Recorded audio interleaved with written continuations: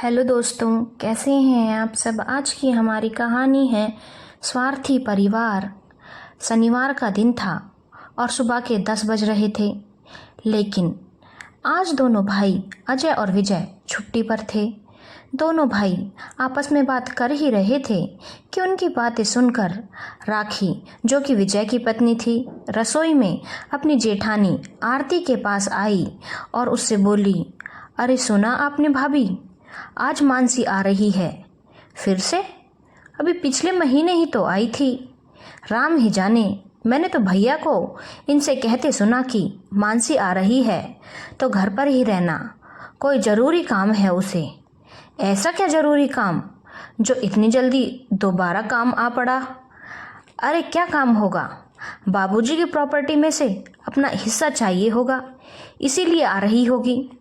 तभी दोनों की सास जानकी जी रसोई में आई और दोनों बहुओं से बोली, मुझे पानी की बोतल चाहिए।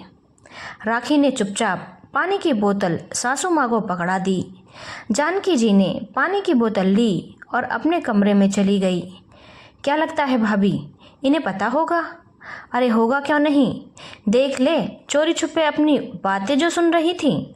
दोनों देवरानी जेठानी की पंचायती बदस्तूर जारी थी कि इतने में रोहित, जो कि राखी की जेठानी का बेटा था, उसने आकर बताया कि मानसी बुआ आई है। लो आ गई महारानी। दोनों जेठानी देवरानी मुंह बनाते हुए बोली, तैयार हो जाओ अब सेवा चाकरी करने के लिए। एक तो सेवा भी करो, ऊपर से इन्हें हिस्सा भी चाहिए। ध्यान रखना, एक पल के लिए भी अकेला मत छोड़ना। देखें क्या क्या मांगती है। दोनों देवरानी जेठानी बाहर आई तो देखा मानसी अकेली ही आई है। मानसी के पति राजीव नंदोई जी साथ नहीं हैं। मानसी गगन शर्मा और जानकी जी की बेटी दोनों भाइयों में छोटी थी, पर सबकी लाडली थी, जब तक कि घर गृहस्थी की जिम्मेदारी भाई भाभीयों पर नहीं आई थी। जब तक गगन जी ठीक थे, दोनों भाइयों की पूरी शिक्षा होने के बाद दोनों के विवाह भी काफ़ी अच्छे तरीके से किए गए थे। गगन जी का अच्छा खासा बिजनेस था, लेकिन होने को कौन टाल सकता है। एक दिन गगन जी को पैरालिसिस का अटैक आया और उनके शरीर ने काम करना बंद कर दिया। बेचारे लाचार होकर बिस्तर पर आ गए।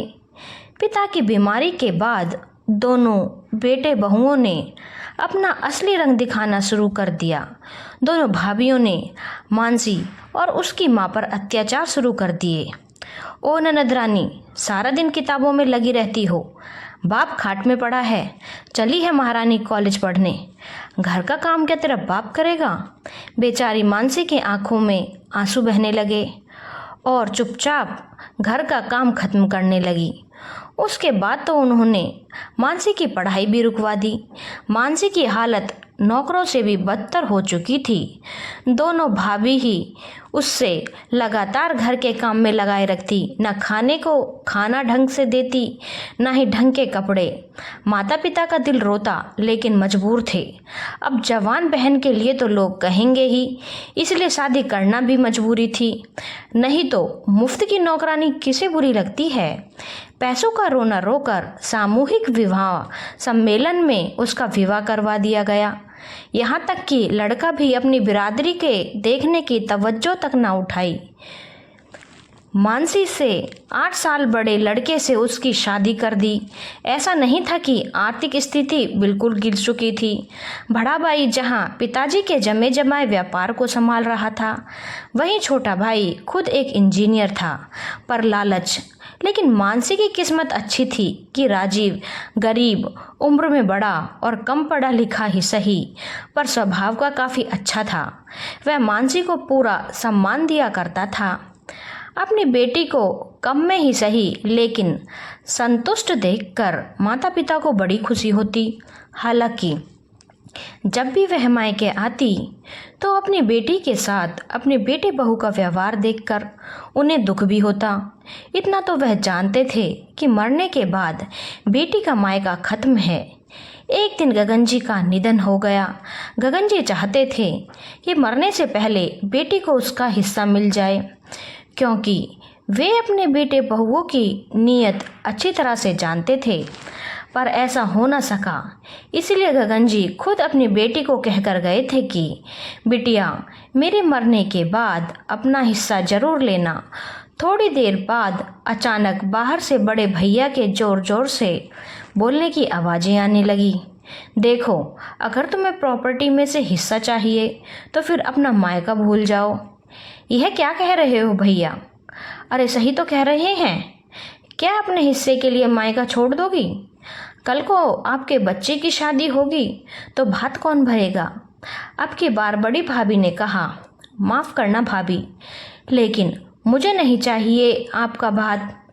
हे भगवान, देखो तो कितना लालच भरा है इसमें। प्रॉपर्टी के लिए अपने बड़े भाई भाभीियों के सामने हो गई। छोटे भाई ने कहा, भैया, आप इतने पढ़े लिखे होकर कैसी बातें कर रहे हो?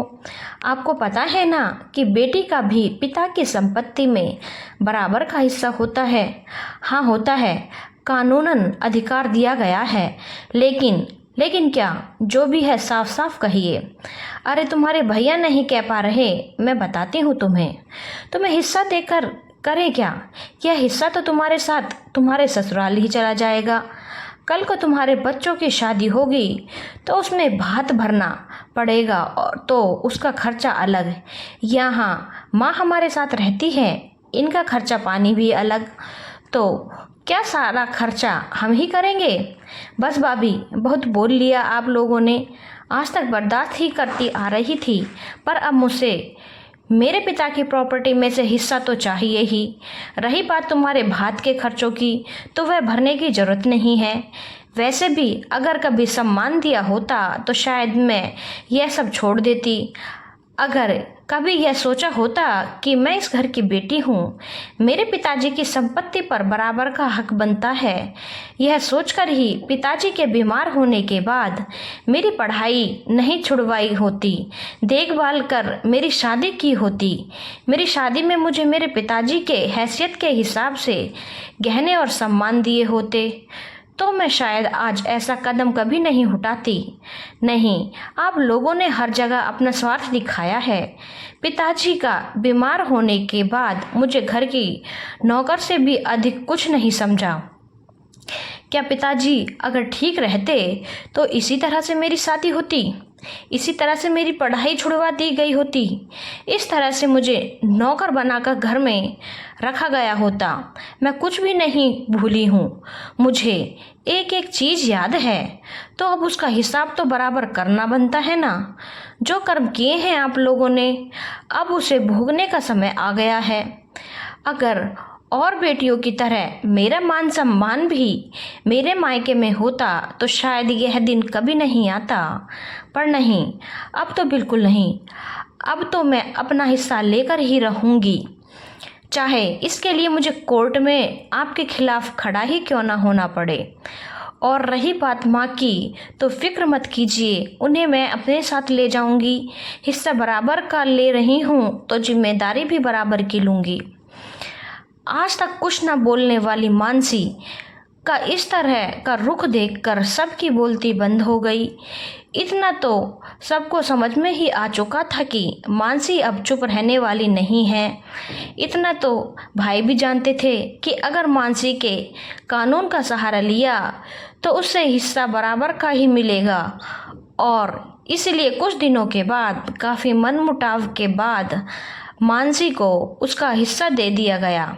पर उसके बाद मानसी के लिए मायका हमेशा के लिए ख़त्म हो गया था, और मानसी ने भी खुले आम वह कह दिया था कि उसे ऐसा मायका चाहिए ही नहीं। यह विडंबना है हमारे देश की कि कानून जहां बेटी को बराबर का अधिकार देता है, वहीं समाज में यदि कोई बेटी अपना बराबर का हिस्सा मांग ले तो लोग उसे पचा नहीं पाते। कुछ स्वार्थी बेटियां कानून का दुरुपयोग करके मायके में बराबर का हिस्सा बंटवारा कर लेती हैं, पर कुछ बेटियों के साथ मायके में इतना गलत व्यवहार किया गया होता है कि उनका हिस्सा बंटवारा लेना बिल्कुल जायज़ है और उन्हें लेना भी चाहिए, ताकि ऐसे स्वार्थी भाई भाभी को उनकी औकात पता चल सके, जो कि बहन के हिस्से को हड़प कर मज़े करते हैं और उस बहन का सम्मान नहीं कर पाते। ऐसे लोगों को सबक सिखाना तो ज़रूरी है। धन्यवाद दोस्तों। अगर आपको कहानी अच्छी लगी हो तो चैनल को लाइक, शेयर और सब्सक्राइब करना ना भूलें।